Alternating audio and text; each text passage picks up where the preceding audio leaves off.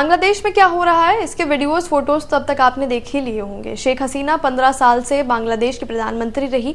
बेशक मजबूत नेता थी और 5 बार चुनाव जीती थी, लेकिन अब वहां की सेना और प्रोटेस्ट करते स्टूडेंट्स और देशवासियों ने उन्हें उस देश से भागने पर मजबूर कर दिया।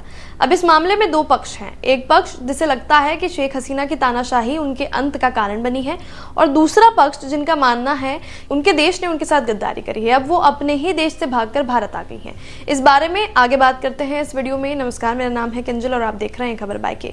पड़ोसी देश बांग्लादेश की कहानी हर गुजरते घंटे के साथ बदल रही है। करीब 2 महीने से चल रहे आरक्षण विरोधी आंदोलन हिंसक होने के बाद प्रधानमंत्री शेख हसीना को बांग्लादेश छोड़ना पड़ा।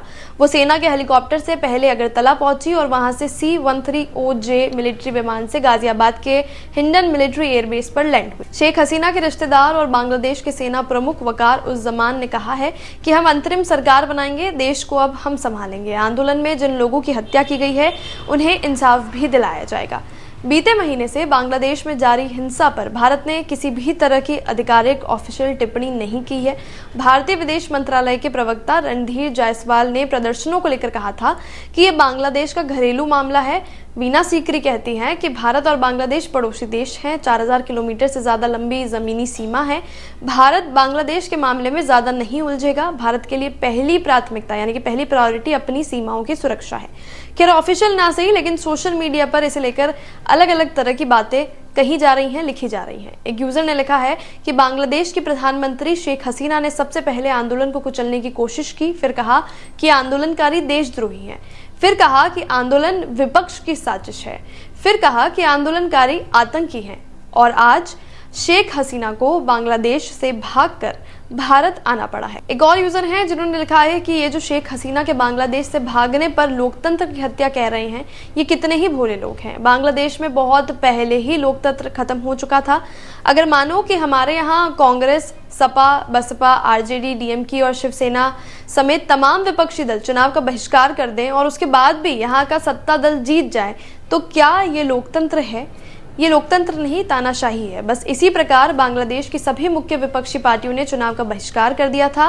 तब शेख हसीना पूर्ण बहुमत के साथ प्रधानमंत्री बनी थी। शेख हसीना एक पूर्ण रूप से तानाशाह थी और इसी वजह से आज उनको ये सब देखना पड़ रहा है। इस मामले में एक और खास टिप्पणी है जो एक्टर प्रकाश राज ने करी है, और ये काफी बड़ी बात कही है। उन्होंने लिखा है कि शेख हसीना तो भारत आ गई है भागकर, हमारे वाला तानाशाह कहाँ भागेगा।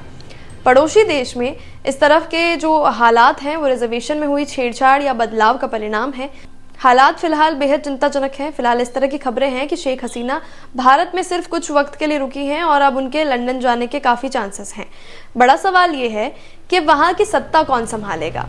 मौजूदा हालात में बांग्लादेश में 2 तरीके से सरकार बनाई जा सकती है। एक परंपरागत तरीका जहां जो चीफ जस्टिस हैं वही पीएम का पद संभालेंगे, और दूसरा है केयरटेकर सरकार।